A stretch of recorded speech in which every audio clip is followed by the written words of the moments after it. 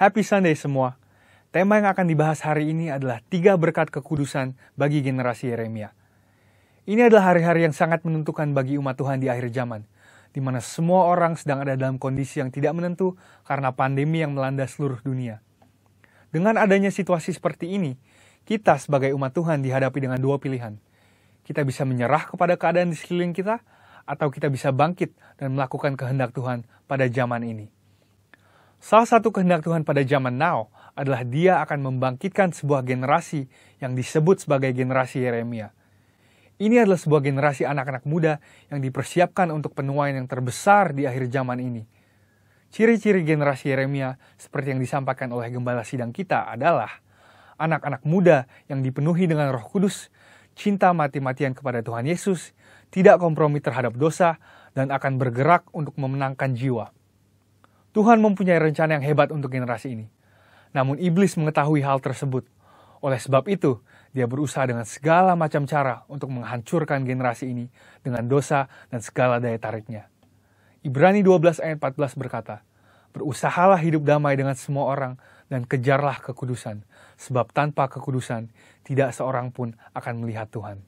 Ayat di atas adalah bukti di antara begitu banyak firman Tuhan yang menunjukkan bahwa kekudusan adalah perintah dan syarat yang dari Tuhan kalau kita mau melihat kuasa dan kemuliaannya dinyatakan. Sebaliknya, dosa adalah penyebab utama gagalnya atau tertundanya rencana dan kehendak Tuhan di dalam kehidupan orang percaya. Sayangnya, banyak anak Tuhan tidak menyadari hal ini. Iblis akan selalu berusaha untuk menutupi kebenaran ini dengan berbagai tipu muslihatnya. Jadi apa sebenarnya yang iblis sedang berusaha untuk melakukan? Pertama-tama, iblis mau menghancurkan masa depan generasi Yeremia. Iblis memang tidak maha tahu, tetapi dia tentu mengetahui banyak hal. Dia mengetahui kekuatan dan kelemahan kita. Dan beberapa contoh senjata yang sering dipakai iblis melawan generasi muda adalah kekerasan, narkoba, imoralitas seksual, dan banyak hal lainnya. Lalu apakah yang terjadi ketika kehidupan generasi muda dikuasai oleh dosa? Yang pertama adalah hatinya menjadi keras. Hal pertama yang direbut iblis ketika seseorang hidup dalam dosa adalah hatinya. Sebab dosa menjauhkan kita dari Tuhan dan membuat kita dingin terhadap firman Tuhan. Kekerasan hati akan membuat kita susah untuk diajar dan dibentuk oleh kebenaran firman. Yang kedua adalah hidupnya tidak menjadi maksimal. Yohanes 15 ayat 5 berkata, "Akulah pokok anggur dan kamulah ranting-rantingnya. Barang siapa tinggal di dalam aku dan aku di dalam dia, ia akan berbuah banyak, sebab di luar aku, kamu tidak dapat berbuat apa-apa." Kehendaknya adalah supaya kita hidup dalam segala kelimpahan, baik jasmani maupun rohani. Tetapi dosa menjauhkan kita dari semua itu. Tetapi pilihannya ada di tangan kita masing-masing. Mari kita menabur yang baik, maka kita akan menuai keberhasilan dan kebaikan bagi kemuliaannya. Yang ketiga adalah kebinasaan kekal. Dosa pada akhirnya akan membawa kita kepada kematian, yaitu hukuman yang kekal di neraka. Banyak orang sekarang bersembunyi di balik pengajaran yang berkata, sekali selamat tetap selamat. Tetapi seperti yang dikatakan oleh firman Tuhan di Filipi 2 ayat 12, kita mempunyai tanggung jawab untuk mengerjakan keselamatan itu. Oleh sebab itu, bangunlah dan hidup dalam kekudusannya. Saudara, ada 3 berkat yang akan kita terima ketika kita memutuskan untuk hidup dalam kekudusannya. Yang pertama, kita akan siap untuk menerima kepercayaan yang besar dari Tuhan. Seperti yang dikatakan di Matius 25 ayat 21. Tuhan mau mempercayakan hal yang besar kepada kita, tetapi itu semua harus dimulai dari ketaatan kita akan firman-Nya. Sekali lagi, pilihannya ada di masing-masing tangan kita. Yang kedua adalah kekudusan akan mendatangkan berkat dan anugerah Tuhan yang berlimpah. Menurut Yesaya 48 ayat 18-19, damai sejahtera dan kebahagiaan akan terus berlimpah bagi mereka yang mentaati firman Tuhan. Ketika kita memilih untuk hidup dalam kekudusannya, maka berkat dan penyertaannya senantiasa melimpah dalam hidup kita, bahkan jauh sampai keturunan selanjutnya. Yang ketiga adalah kita akan mengalami kuasa dan kemuliaannya. Tuhan Yesus memanggil kita untuk menjadi saksinya. Dia mau memanifestasikan kuasanya melalui hidup kita. Dan itulah sebabnya dia memanggil dan mengutus satu generasi di akhir zaman, yaitu generasi Yeremia. Generasi anak-anak muda untuk menggenapi rencananya bagi dunia ini, yaitu penuaian yang terbesar dan terakhir sebelum kedatangan Tuhan Yesus yang kedua kalinya. Oleh sebab itu, Ambillah keputusan untuk hidup di dalam kekudusan Tuhan, supaya rencananya yang indah digenapi di kehidupan kita semua. Selamat hari Minggu, dan Tuhan Yesus memberkati.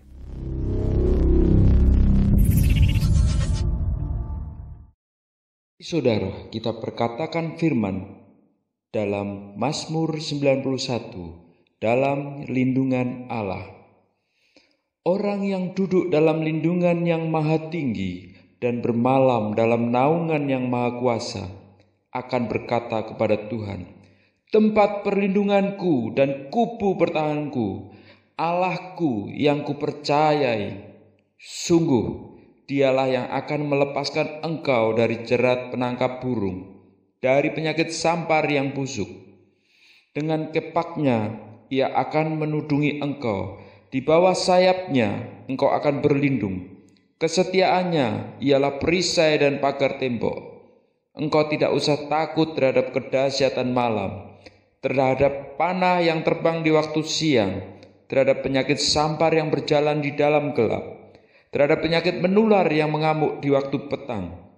Walau 1.000 orang rebah di sisimu dan 10.000 di sebelah kananmu, tetapi itu tidak akan menimpamu. Engkau hanya menontonnya dengan matamu sendiri dan melihat pembalasan terhadap orang-orang fasik.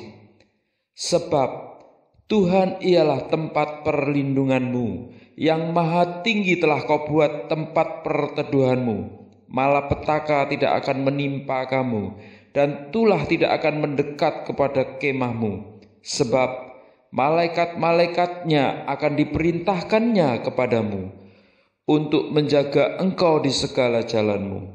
Mereka akan menantang engkau di atas tangannya, supaya kakimu jangan terantuk kepada batu. Singa dan ulang tedung akan kau langkahi. Engkau akan menginjak anak singa dan ular naga. Sungguh hatinya melekat kepadaku, maka aku akan meluputkannya. Aku akan membentenginya, sebab ia mengenal namaku. Bila ia berseru kepadaku, aku akan menjawab.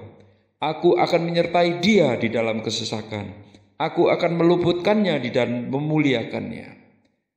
Dengan panjang umur akan kukenyangkan dia, dan akan kuperlihatkan kepadanya keselamatan daripadaku.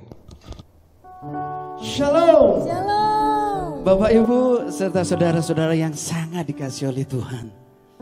Firman Tuhan berkata, bersukacitalah senantiasa di dalam Tuhan. Sekali lagi kukatakan, bersukacitalah. Dengan bersukacita, maka kita akan mendapatkan kekuatan yang baru. Mari kita berdoa, kita satukan hati kita mau berdoa bersama-sama. Bapa di dalam surga, kami bersyukur, kami berterima kasih Tuhan. Saat ini Tuhan, kami mau bersukacita Tuhan di dalam Engkau. Kami tahu ketika kami bersukacita Tuhan, maka kami akan mendapatkan kekuatan yang baru. Terima kasih Tuhan, kami siap memuji nama-Mu di dalam nama Yesus. Haleluya.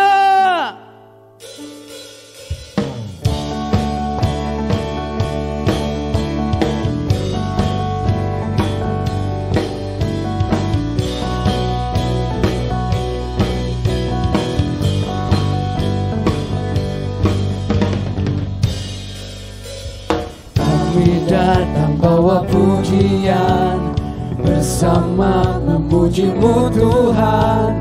Satukan suara dan nyanyikan sorak kemenangan. Gloria,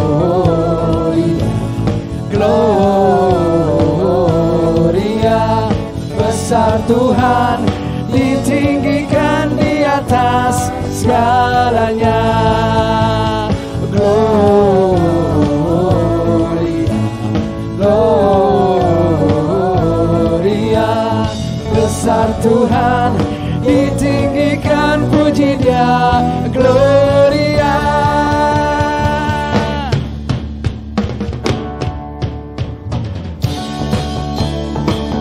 Haleluya. Kita tinggikan Dia. Dia Allah kita yang luar biasa.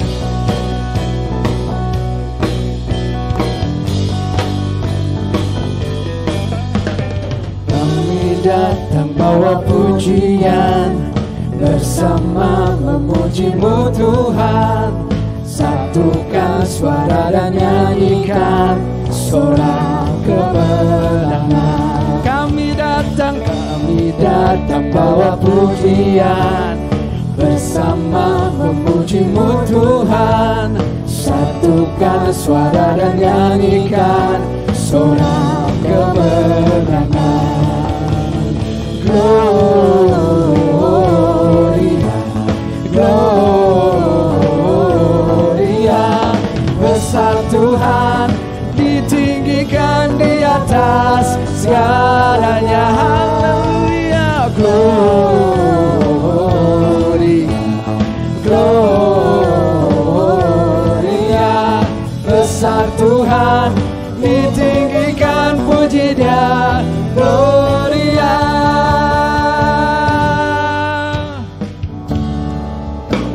Haleluya. Kami tinggikan Engkau Tuhan di atas semua. Haleluya.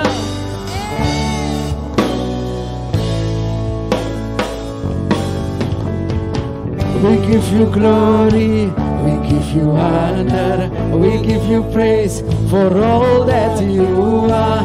We give you glory, we give you honor, we give you praise. Gloria, we give you glory, we give you honor, we give you praise for all that you are. We give you glory, we give you honor, we give you praise. Gloria, we give you glory, we give you honor, we give you praise for all that you are. We give you glory, we give you honor, we give you praise.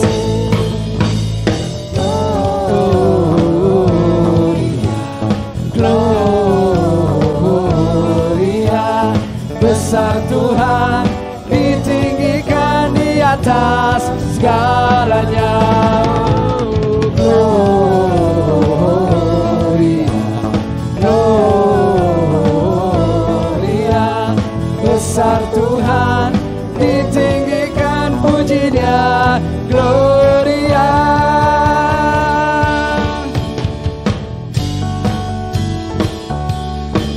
Yeah.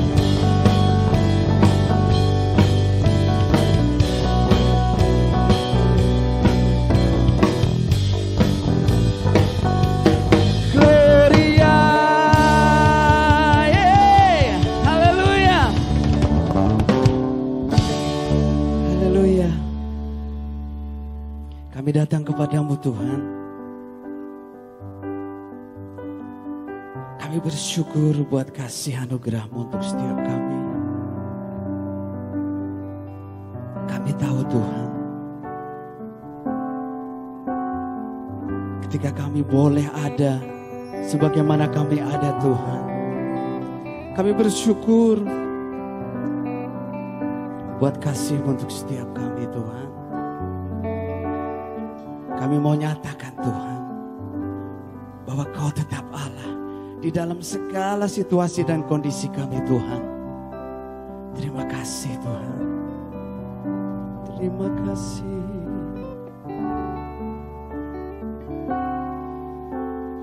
Betapa dahsyat Engkau Tuhan, pencipta segala yang ada, dulu sekarang sampai selamanya. Hanya Engkau Tuhan, tak terselami pikiran-Mu, tak terukur panjang setia-Mu, dulu sekarang sampai selamanya. Hanya Engkau Tuhan, ku sembah Engkau Yesus, hanya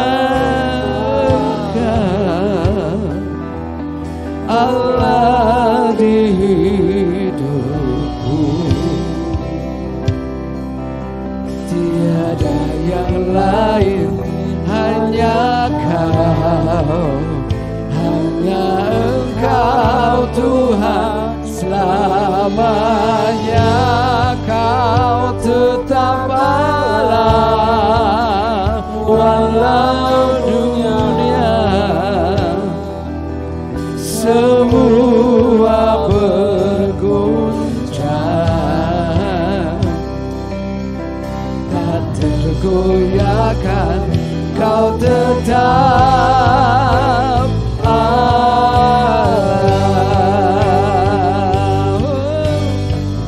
Terima kasih, betapa dahsyat Engkau Tuhan, pencipta segala yang ada, dulu, sekarang, sampai selamanya.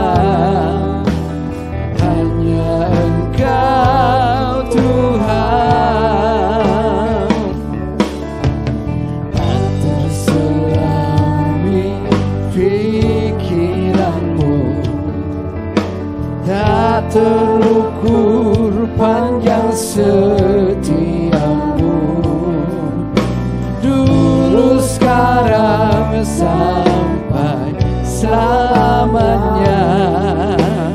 Hanya Engkau Tuhan, ku sembah Engkau Yesus. Hanya Engkau Allah di hidupku,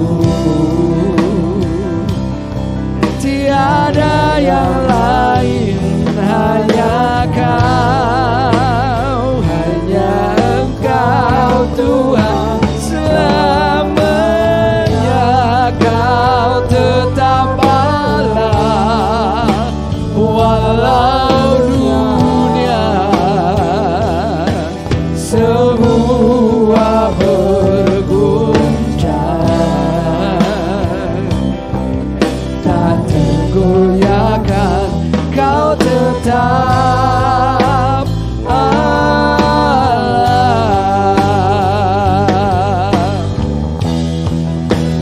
Ku sembah Engkau Yesus. Hanya Engkau Allah di hidupku, tiada yang lain, hanya Kau, hanya Engkau Tuhan selamanya. Kau tetap Allah, walau dunia semua berguncang, tak tergoyahkan. Kau tetap Allah, Kau tetap Allah, Kau tetap Allah.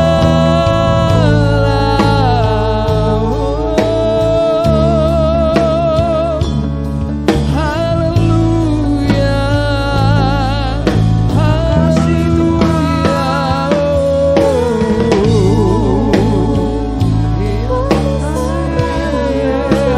haleluya. Kaulah satu-satunya, Kau satu-satunya.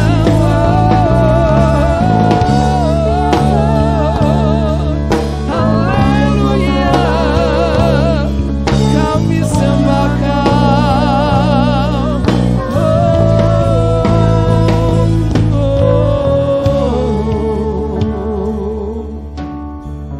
Haleluya.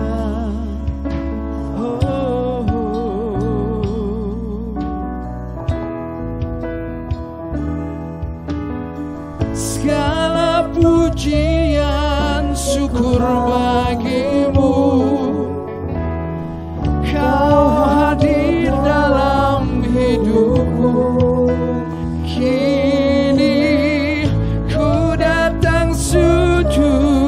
hadapan-Mu, memuji-Mu, menyembah-Mu. Yesus, ku menyembah-Mu.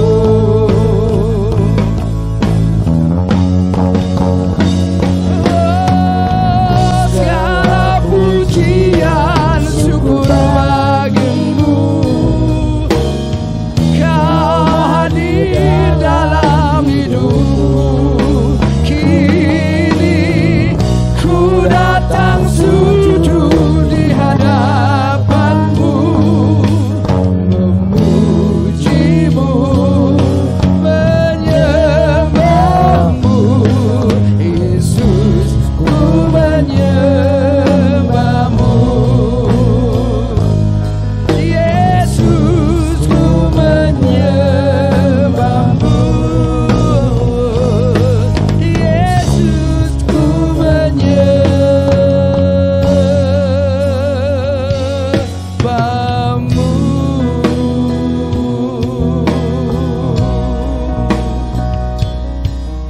Terima kasih Tuhan, terima kasih Tuhan.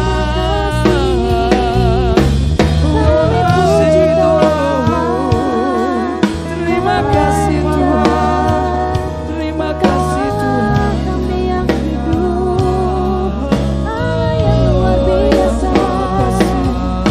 Terima kasih Tuhan, Kami sambut terima kasih Tuhan, mukjizat-Mu. terima kasih Tuhan. Setiap kami Tuhan, haleluya. Terima kasih Tuhan.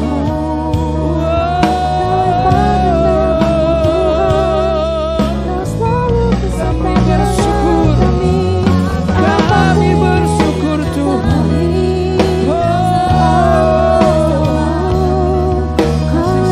Terima kasih. Terima kasih. Terima kasih Tuhan. Terima kasih Tuhan. Terima kasih Tuhan. Terima kasih Tuhan.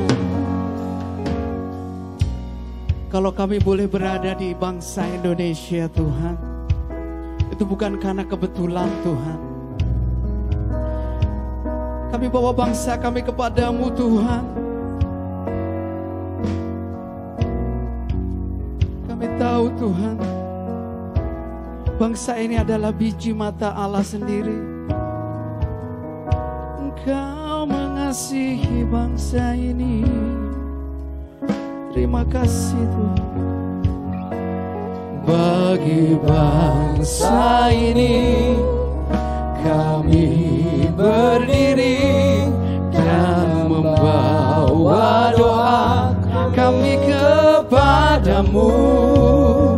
Sesuatu yang besar pasti terjadi dan mengubahkan negeri kami. Hanya nama-Mu Tuhan ditinggikan atas seluruh bumi.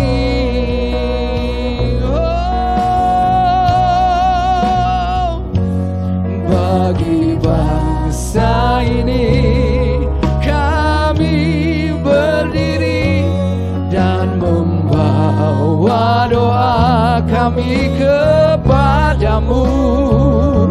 Sesuatu yang besar pasti terjadi dan mengubahkan negeri kami. Hanya nama-Mu Tuhan ditinggikan atas seluruh bumi. Hanya nama-Mu Tuhan ditinggikan atas seluruh bumi. Katakan sekali lagi, hanya nama-Mu Tuhan, hanya nama-Mu Tuhan ditinggikan atas seluruh bumi.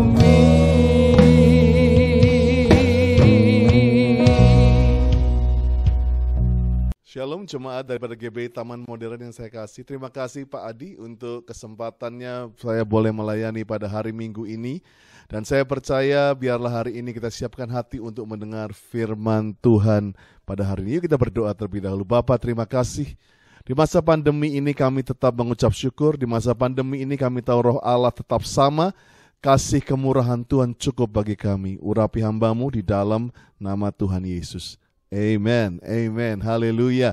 So, saya ingin menyapa setiap saudaraku di jemaat di GBI Taman Modern, apa kabar? Dan biarlah dalam masa pandemi ini, dalam masa-masa yang orang bilang susah, sukacita kita bukan dari luar, tapi dari dalam sebagai mata air yang tidak pernah kering. Puji nama Tuhan. Hari ini saya akan bicara dengan satu tema yang begitu orang sering ngomong, tapi kita tidak mengerti, yaitu kata revival. Semua boleh chat, ketik di chattingnya revival. Bilang sama kiri kanan revival. Seringkali kita nyanyikan, kita ngomong, ayo aku suka revival. Karena revival bukan hanya mengenai stadion yang besar, orang banyak di sana. Ya revival dibilang kebanggaan rohani. Ya revival dibilang banyak orang, banyak salib di mana-mana. Ada orang sering bilang begitu. Tapi saya ingin mulai dengan satu definisi yang sederhana.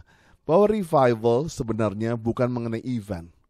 Karena banyak justru yang disebut revival di Amerika, saya nggak sebut di mana, beberapa revival justru membuat perpecahan gereja. Revival setelah itu semua klaim siapa yang paling berjasa membawa revival itu. Tapi saya percaya waktu gembala sidang kita, Pak Niko bilang ini adalah masa Pentakosta yang ketiga. Dan dikatakan pencurahan Roh Kudus yang terbesar dan terakhir, penuaian jiwa yang terbesar dan terakhir.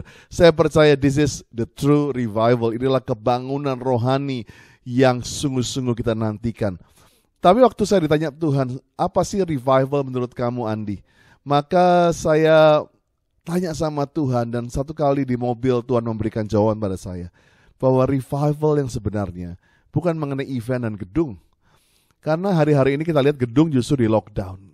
Tetapi revival sebenarnya waktu kita yang disebut anak-anak Tuhan, umat Tuhan, itu lapar dan haus kepada Tuhan 24 jam sehari, 7 hari seminggu. Amin. Kita bukan cuma lapar waktu atau bisa nyembah Tuhan pada waktu di gedung gereja saja dengan semua sound system yang lengkap. Tapi di rumah-rumah walaupun depan gadget kita masih bisa meneteskan air mata, masih bilang wow God you are so good, Tuhan kau sungguh baik.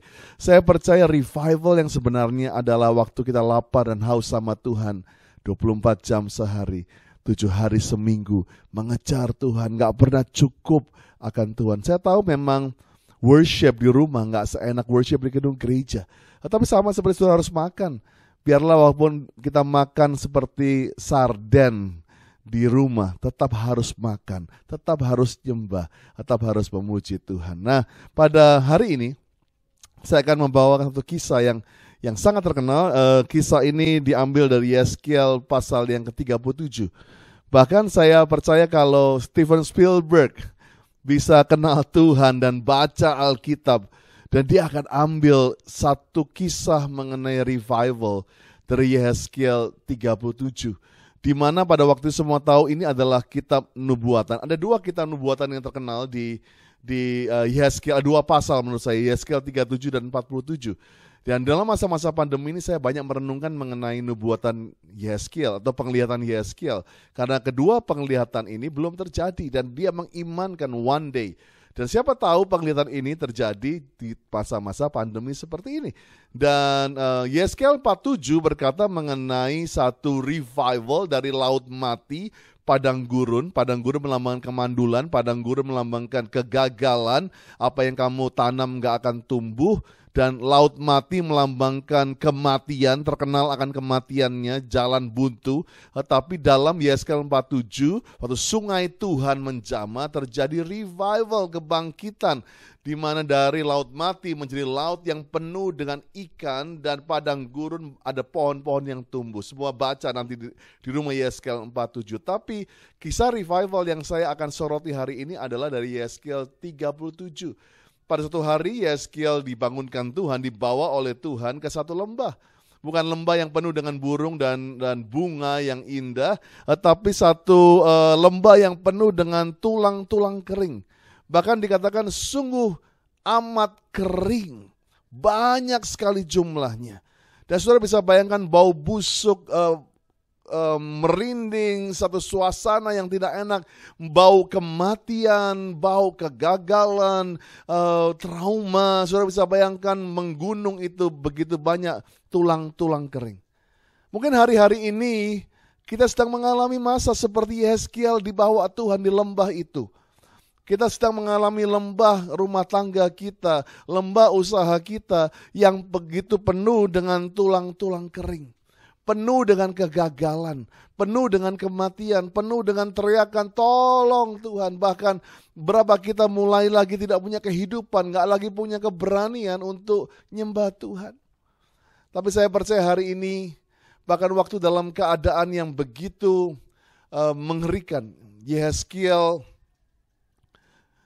mengalami kuasa Tuhan. Semua tahu ceritanya di akhirnya bahwa tulang-tulang kering ini bangkit. Tapi saya mau saudara baca di Yeskiel 37 ayat yang ke-11. Yeskiel 37 ayat yang ke-11. Ini saya percaya menjadi jawaban daripada Tuhan waktu Yeskiel bertanya kepada Tuhan, siapakah tulang-tulang kering ini? Siapakah orang-orang yang mengalami keadaan yang begitu buruk, keadaan kematian, keadaan yang tidak punya harapan, keadaan yang dimana mereka mengalami jalan buntu. Dan pada waktu itu Tuhan menjawab di Yeskiel 37 ayat yang ke-11. Firman-Nya kepadaku, hai anak manusia, tulang-tulang ini adalah seluruh kaum Israel. Wow, saya percaya Yeskiel shock. Karena kita seringkali punya paradigma anak Tuhan gak akan terkena dengan pandemi. Anak Tuhan gak akan terkena dengan krisis ekonomi. Wah, kita akan jalan tol terus. Oh, kita akan terus diberkati. Kita akan terus dibuat sehat. Saya percaya itu Tuhan bisa buat. Tetapi banyak kita punya konsep yang salah. Dan Yeskiel pun kaget waktu Tuhan berkata, hai anakku, tulang-tulang kering yang kamu lihat yang busuk ini adalah umatku Israel. Umatku yang begitu sering lihat mujizat. Umatku yang pernah melihat laut terbuka. Umatku yang melihat tiang awan, tiang api. Umatku yang mendapatkan roti yang fresh from the heaven yang disebut manna. Dan saudara bisa melihat bagaimana pembelaan Tuhan demi pembelaan Tuhan untuk umat ini, mujizat demi mujizat yang dibuat Tuhan. Toh, mujizat tidak buat orang tidak bisa menjadi tulang kering. Dan saya teruskan di Yeskiel 37 ayat 11 tadi. Waktu dia bilang tulang-tulang kering adalah seluruh kaum Israel. Sungguh, tulang-tulang ini atau mereka sendiri berkata, tulang-tulang kami sudah menjadi kering.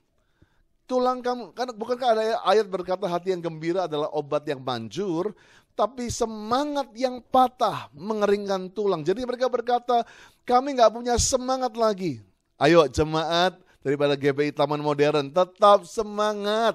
Ayo katakan kiri kanan, tetap semangat, cayo.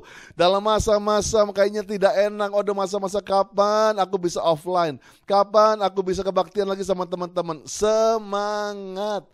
Saya percaya inilah yang tidak bisa ditawarkan oleh dunia. Dunia bilang semangatlah waktu kamu kaya, semangatlah waktu kamu semuanya enak. Tetapi Tuhan berkata hari ini, semangat, passion itu muncul dari dalam hidupan kita seperti mata air yang tidak pernah kering. Jadi inilah keadaan umat Israel atau keadaan kita Israel rohani adalah banyak kita mulai tidak punya lagi semangat. Itulah tulang-tulang kering. Dikatakan tulang-tulang kami sudah menjadi kering, pengharapan kami sudah lenyap, no hope. Wow, ada saya lihat hari-hari ini, bahkan Barna meramalkan, statistik menulis, 1/3 orang tidak akan kembali ke gereja. Karena apa? Mereka merasakan pengharapan mereka udah lenyap. Mereka kira Tuhannya itu bohong. Mereka pikir semua ini menjadikan semua pengertian kita dulu mengenai Tuhan dibalikkan oleh keadaan ini. Pengharapan mereka menjadi lenyap. Mungkin hari-hari ini, saya gak salahkan pergumulan saudara mungkin begitu berat.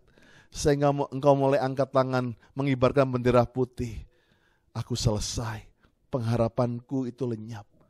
Dan bahkan dikatakan yang ketiga di sini, selain tadi nggak ada semangat, yang kedua pengharapan sudah lenyap, dikatakan kami sudah hilang. Jadi tulang-tulang kering adalah orang-orang yang nyasar.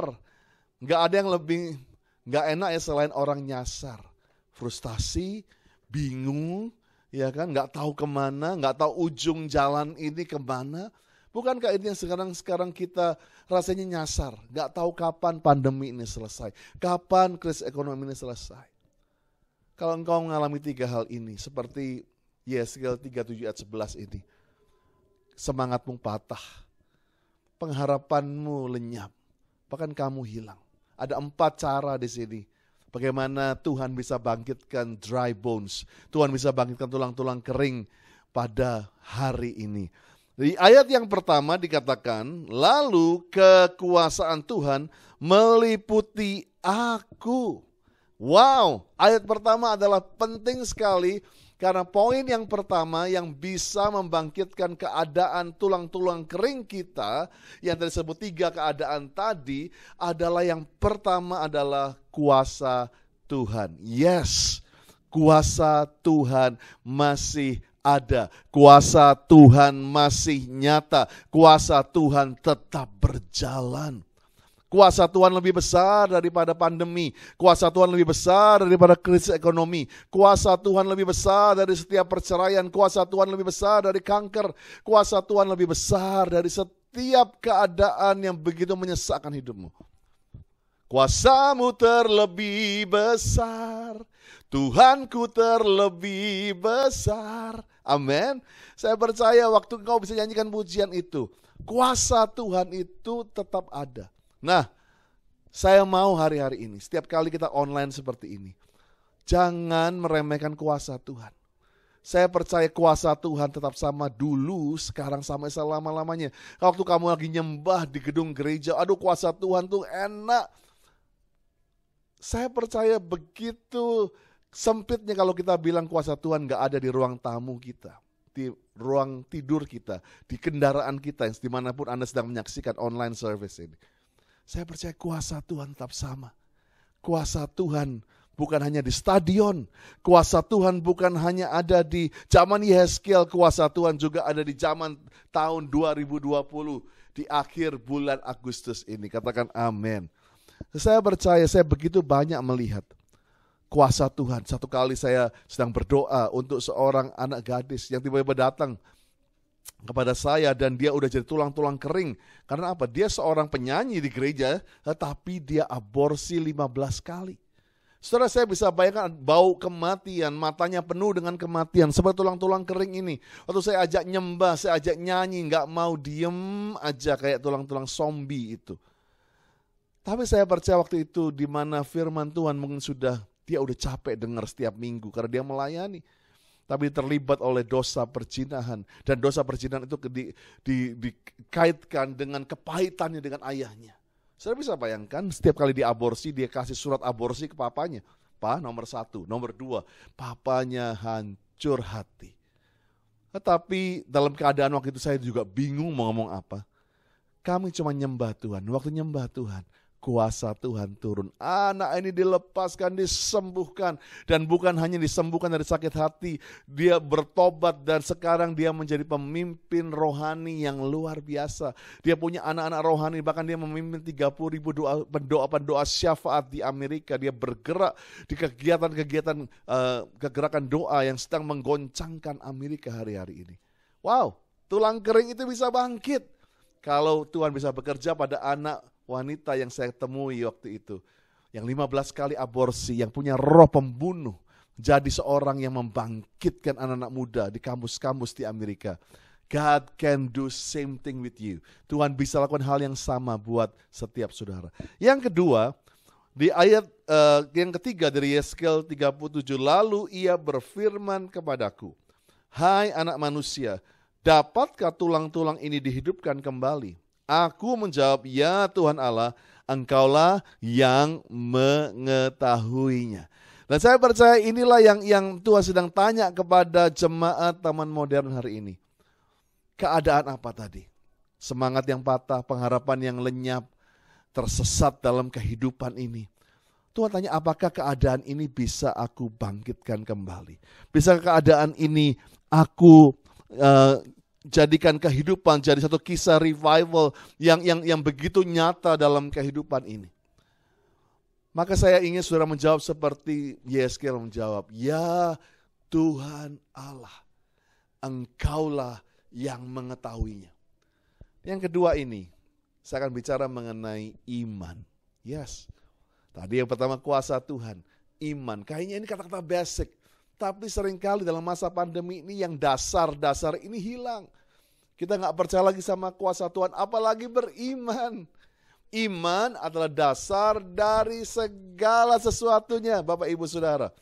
Kenapa bangunan rohani kita goyang dan gempa bumi? Karena selama ini iman kita goyang. Yuk dalam hari ini, minta pengurapan iman itu. Mungkin engkau gak tahu waktu Tuhan tanya, bisa gak sih ekonomimu aku bangkitkan? Bisa gak sih kau akan lewat dari masa pandemi ini? Mungkin kita gak tahu, otak kita gak sampai di situ. Tapi saya minta saudara seperti Yeskel, ya Tuhan Allah, Engkau pasti bisa. Engkau yang mengetahuinya. Iman kita bukan kepada orang kaya, bukan kepada pejabat, tapi iman kita kepada Tuhan Yesus. Iman adalah dasar dari segala sesuatu yang kita percaya. Bukti dari segala sesuatu yang belum kita lihat atau kita pegang hari-hari ini. Amin. So aku berdoa, Tuhan biarlah dimanapun sedang melihat, kapanpun sedang melihat rekaman ini, iman itu mulai timbul. Walaupun kecil, udah tinggal sedikit, tapi kecil pun bisa memindahkan gunung. Punyalah iman kembali. Punyalah kepercayaan. Waktu engkau tidak bisa melihat jalan itu, engkau tidak bisa melihat arahnya, bisa kita berkata, hatiku percaya, hatiku percaya, sungguh ku percaya. Amin. Jadi yang pertama tadi, kalau engkau ingin membangkitkan tulang-tulang kering, engkau harus mengalami kuasa Tuhan lagi. Yang kedua, punyalah iman kepada Tuhan. Ketiga, dikatakan ayat yang keempat, lalu firman-Nya kepadaku, bernubuatlah mengenai tulang-tulang ini dan katakan kepadanya, hai tulang-tulang yang kering, dengarkanlah firman Tuhan. Yang ketiga, kita harus mulai bernubuat kepada tulang-tulang kering ini, kepada keadaan krisis ini, kepada keadaan kematian, padang gurun kita. Beranikah kita bernubuat? Seringkali kita bilang, saya bukan nabi, pastor, saya gak tahu cara bernubuat. Nah, Tuhan tulis dalam firman ini, bernubuat sesuai dengan firman Tuhan. Nah, pertanyaannya, apa Bapak Ibu Saudara baca firman atau tidak? Banyak kita jadi bisu rohani karena kita gak tahu mau ngomong apa.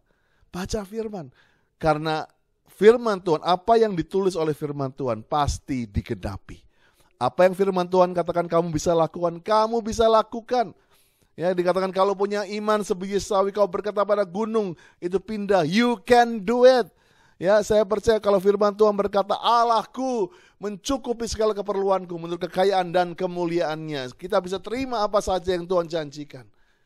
Kalau Tuhan bilang kamu kepala bukan ekor, katakan, nubuatkan, hai ekonomiku, hai keadaan rumah tanggaku, kamu akan jadi kepala bukan ekor. Ya, jadi mulai bernubuat sesuai dengan firman Tuhan. So start reading your Bible. Mulai baca firman Tuhan itu. Dan waktu kamu baca firman Tuhan, ingat apa saja. Setiap pagi saat teduh, itu seperti peluru di mulut kita. Dan kita mulai perkatakan itu, mulai nubuatkan. Mungkin yang kamu lihat mata jasmani kamu adalah kematian, kebangkrutan, laut mati, tulang-tulang kering. Tapi kamu bisa berkata, no, firman Tuhan berkata kehidupan. Firman Tuhan berkata mengenai masa depan yang cemerlang. Oh, firman Tuhan berkata mengenai perlindungan. Mazmur 91. Firman Tuhan berkata mengenai Pentakosta yang ketiga. Yes, goncangan besar, tapi penuaian juga besar. Dan inilah yang harus gereja Taman Modern berani katakan. bernubuatlah kepada tulang-tulang kering itu sesuai dengan firman Tuhan. So yang pertama tadi, ingat adalah alami kuasa Tuhan, punya iman. Yang kedua kepada Tuhan, ketiga mulai bernubuat sesuai dengan firman Tuhan. Yang terakhir yang keempat, ini yang saya suka. Dikatakan pada waktu itu, pada ayat yang ke-9, maka firman Tuhan kepada Yehezkiel, bernubuatlah kepada nafas hidup itu.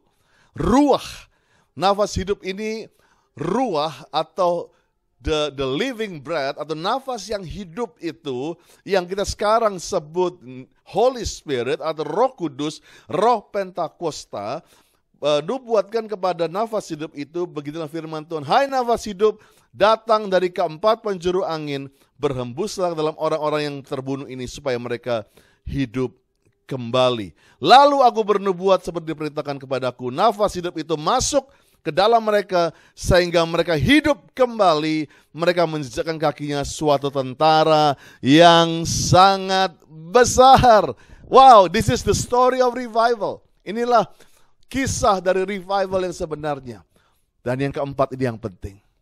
Biarlah kita bukan hanya orang yang berkata Third Pentecost, Pentakosta ketiga, tapi engkau mengalami ruah itu, mengalami the spirit of Pentecost. Nafas hidup itu. Dan hari ini, yang terakhir ini, biarlah engkau selalu penuh dengan Roh Allah. Penuh dengan Roh Allah. Pentakosta adalah lambang kepenuhan Roh Kudus. Banyak orang hanya penuh waktu di stadion, penuh waktu di KKR, penuh waktu ada di gereja yang banyak orang. Tapi bisakah hari ini di depan TV, di depan gadgetmu, engkau tetap mengalami kepenuhan ruah, kepenuhan nafas hidup itu. Amin. Saya percaya waktu roh itu mulai berhembus, tulang-tulang kering itu mulai bangkit. Oh, waktu Roh Kudus mulai turun, dia memberikan hikmat, memberikan mujizat apa saja. Dan ide yang mati bangkit, keadaan ekonomi yang mati bangkit. Dan saya percaya Roh Allah itu mulai ada dalam engkau. Dan dia mulai mengurapi matamu, telingamu, mulutmu. Dan engkau mulai bergerak. Saya percaya penuh Roh Kudus bukan berarti simsalabim semua menjadi oke. Tapi engkau mulai bergerak dengan passion yang baru. Mulai bergerak dengan semangat yang baru. Dan engkau jadi orang yang baru. Dan engkau menjadi tentara Allah yang dahsyat. Pagi ini, siang ini, sore ini, dimanapun Anda sedang mengikuti kebaktian online ini. Pastor cuma mau berdoa. Biarlah tulang-tulang kering itu akan segera bangkit. Keadaanmu akan segera pulih. Saya percaya kalau Tuhan bisa menjamah wanita yang tadi saya katakan 15 kali aborsi menjadi seorang pendoa syafaat yang dahsyat. Tuhan bisa merubah seorang wanita Samaria yang terkenal pendosa, pezina menjadi penyembah yang benar. Tuhan bisa rubah Yabes yang dikenal sakit menjadi yang diberkati berlimpah-limpah. Ini perluas daerahnya dan tangan Tuhan menyertai dia. Saudara bisa bayangkan semua orang-orang itu tulang-tulang kering tadinya. Tapi kuasa Tuhan. Oh, Yesus mulai bernubuat kepada dia. Oh, dia mulai nafas hidup itu mulai masuk ke dalam kehidupan mereka. Yuk hari ini, siapa yang di rumah-rumah sedang membutuhkan kebangkitan, revival. Lupakan dulu mengenai revival Indonesia. Tapi pagi ini, hari ini, alami revival dirimu sendiri. Revival starts with you. Kebangkitan rohani itu dimulai dengan engkau, dengan keluargamu, dengan anak-anakmu. Yuk semua tutup mata saat ini. Dalam hitungan ketiga saya ingin melihat di rumah-rumah.